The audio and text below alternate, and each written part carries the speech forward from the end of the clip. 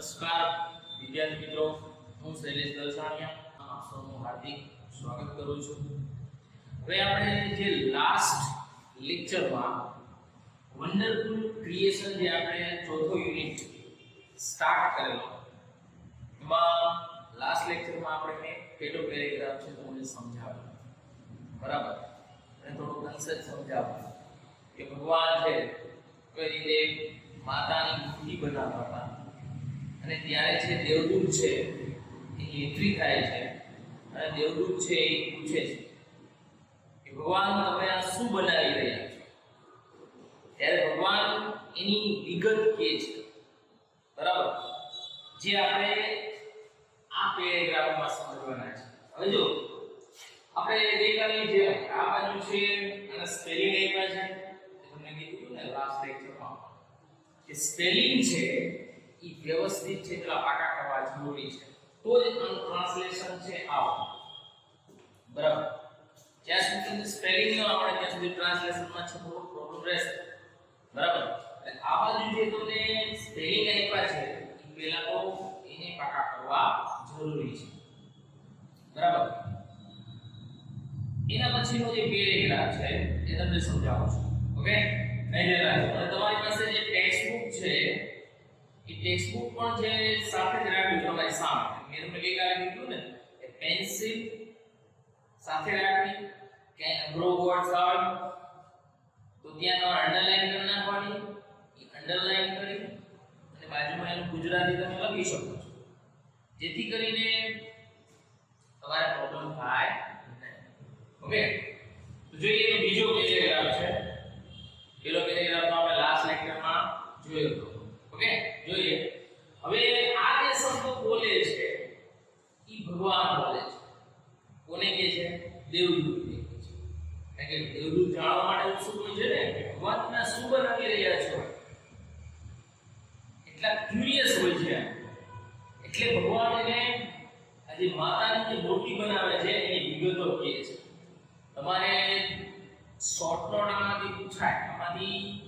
એક short note આવે છે details of the wonderful creation. Details of the wonderful creation any short note આવે છે, એમાં ખાસ આ લખવું જરૂરી છે. આપણે આખા પેરેગ્રાફ આવશે, બરાબર, એટલે એ ખાસ ધ્યાન રાખજો. હવે અહીંયા છે જો સ્ટાર્ટ કરીએ છીએ આપણે કે હર ઓલ પાર્ટ, હર એટલે ત્યાં, ઓલ પાર્ટ્સ, પાર્ટ્સ એટલે અંગો, અવયવો એટલે કે, બરાબર. Her all parts should be એટલે કે હોવા જોઈએ મૂવેબલ.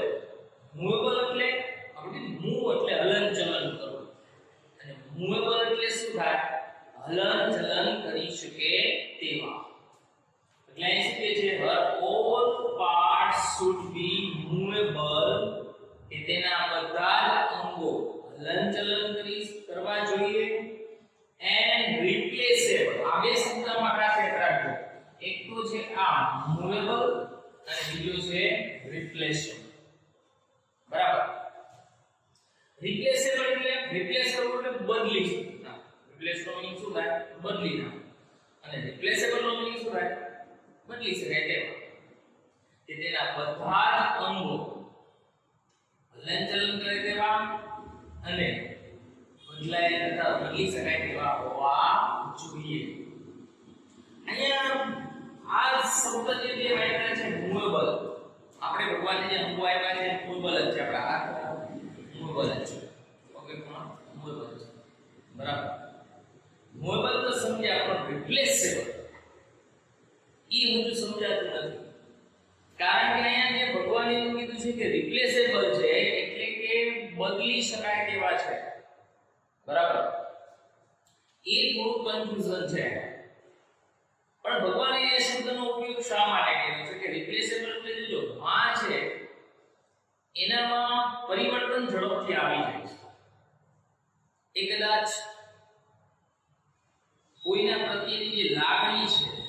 એમાં તરત પરિવર્તન જોવા મળે છે, બરાબર. એટલા માટે અહીંયા કીધું છે કે તેના બધા જ અંગો હલનચલન કરે તેવા અને બદલી શકાય તેવા હોવા જોઈએ. એના પછી છે કે she has a lab. આ lab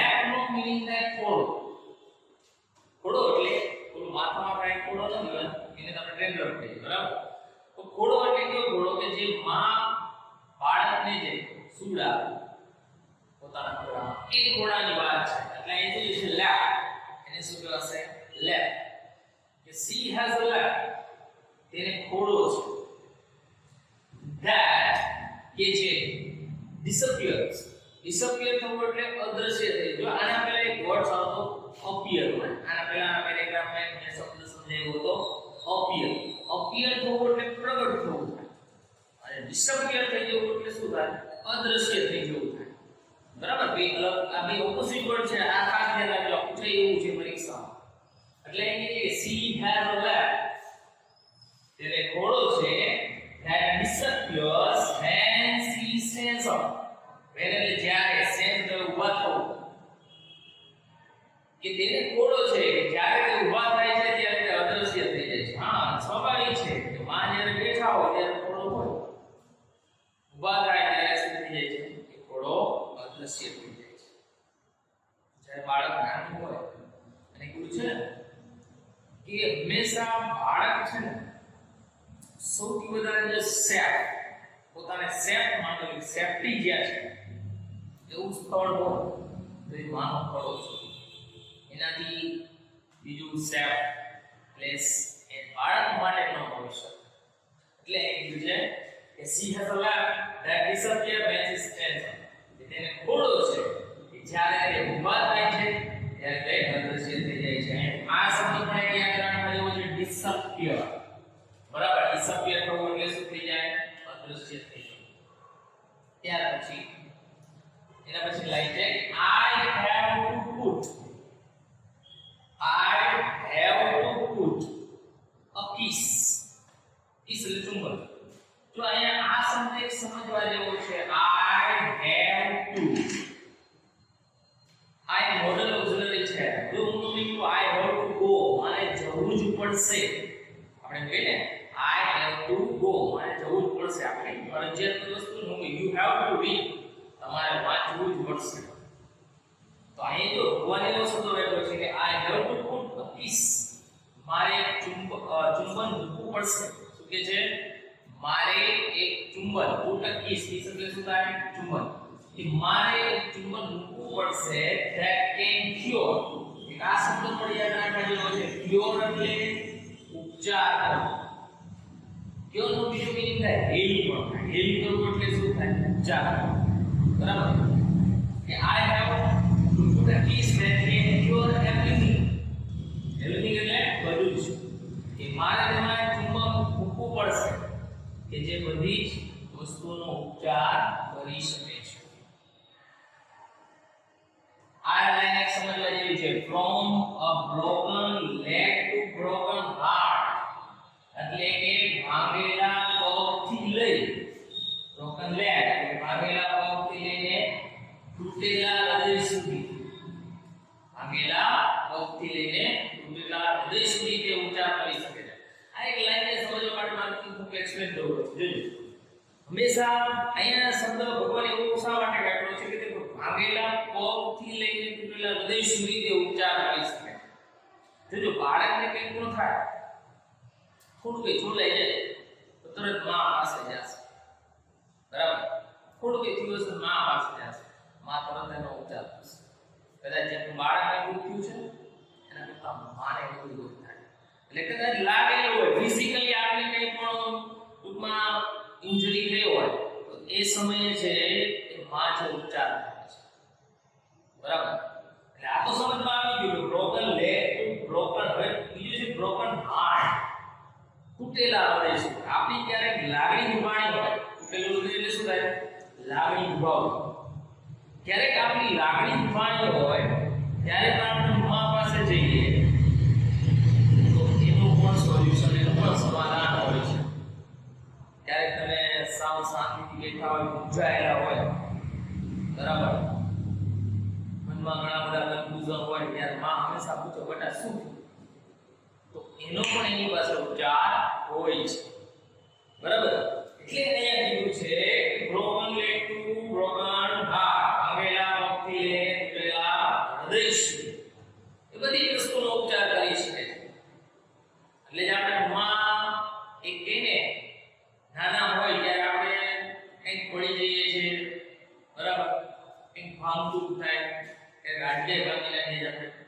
અથવા તો થોડુંક લઈ ગયું તો થોડુંક માં પાસે જાય તો થોડુંક વધારી દઈએ છીએ એટલા માટે આપણે વધારી દઈએ છીએ કે માં આપણે લાંબી સમજે છે બાકી આપણે બીજે ક્યાંય નથી જતા એટલે આ શબ્દ છે કે from broken leg to broken heart moreover આ moreover નો મીનિંગ થાય આ ઉપરાંત શું થાય મીનિંગ આ ઉપરાંત moreover she is able હોવું એટલે શું થાય સક્ષમ હોવું બરાબર જેનામાં કાર્ય કરવાની ક્ષમતા હોય એને એબલ કહેવાય બરાબર કે she is able to run and run એટલે દોડવું નથી થતું રન એટલે ચલાવવું રન એટલે શું થાય ચલાવવું કે she is able to run on any food available હોવું એટલે ઉપલબ્ધ હોવું she is able to run on any food available એટલે કોઈ પણ ઉપલબ્ધ ખોરાકમાં ચલાવવા માટે સક્ષમ છે એટલે શું છે કોઈ પણ ઉપલબ્ધ ખોરાકમાં ચલાવવા માટે સક્ષમ છે આ લાઈને સમજવું હોય તો ઘરમાં જો ઘણી વખત ક્યારેક આર્થિક સ્થિતિ નબળી પણ આવે તો કોઈને ગરીબોના ઘરમાં જાઓ કોઈ પણ કંઈ પણ ઘરમાં હશે શાકભાજી હશે એમાંથી બધાને ખવડાવી દેશે કોઈ બાળ મહેમાન આવ્યું હશે કોઈ પણ જેટલું છે એમાંથી પૂરું કરી નાખશે બરાબર જો ઘણી વાર એવું પણ બને કે કોઈ મહેમાન આવ્યું ઘરમાં કંઈ ન હોય બરાબર ઘરમાં માલિક થોડુંક જ છે તો શાક હોય શાક રસો બધા અથવા કે બાજુમાંથી માગી આવે આપણે ઘણી વાર બાજુમાં માગતા શરમ આવે ઘણી માગી આવે બરાબર તો એ રીતે એ કોઈ પણ ખોરાકને ચલાવવા માટે સક્ષમ છે અને બીજી વાત એ કે આપણે ખબર પણ ન પડવા એનું નામ માં હંમેશા જો ઘરમાં ગમે તે આર્થિક સ્થિતિ નબળી પડી ગઈ છે તેના છોકરાને નહીં છોકરાને નથી આપણા તમારા તમે વિદ્યાર્થીઓ છો તમારી બધી જરૂરિયાતો પૂરી કરશે બરાબર પણ એ તમને ક્યારે એ નહીં કે આપણા ઘરમાં આ નથી ખાવાનું નથી એટલે કોઈ પણ જો એ પોતે નહીં ખાય બરાબર અને એ બીજાને પોતે કદાચ બપોરની રોટલી સાંજે ખાઈ નાખશે ઘરના બીજા સભ્યો છે એને ગરમ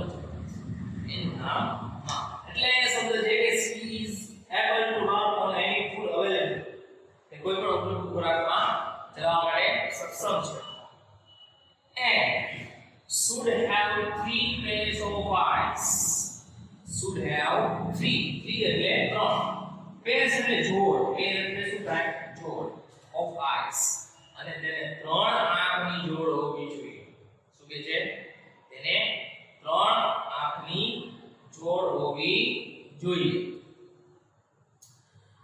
જનરલી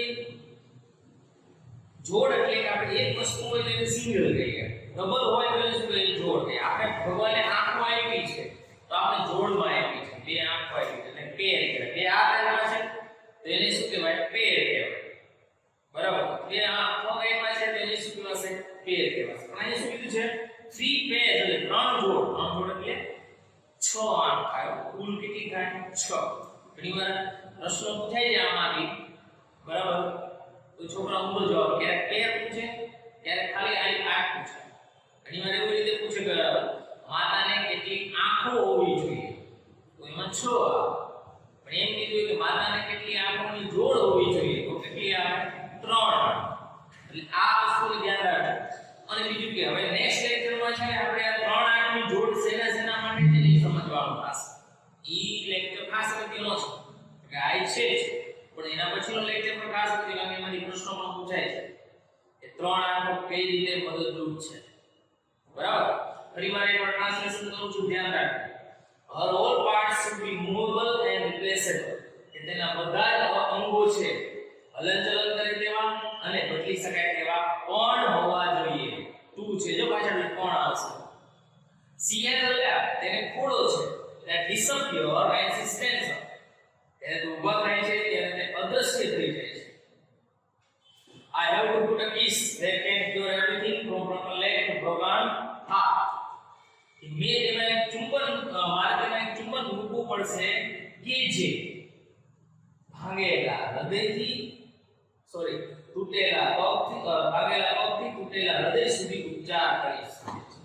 આકાશમાં જો અમે એક્સપ્લેન કર્યું સમજાયું. મોરેવર એટલે કે આ ઉપરાંત she is able to run on any food available.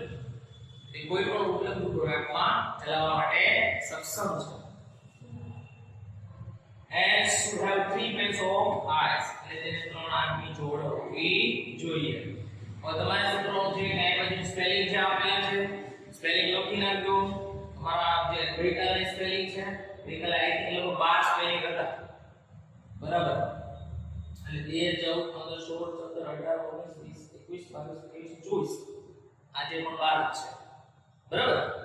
એટલે 24 સ્પેલિંગ તમારે કરવાના છે. ઓકે, અહીંયા સુધી રાખીએ છીએ.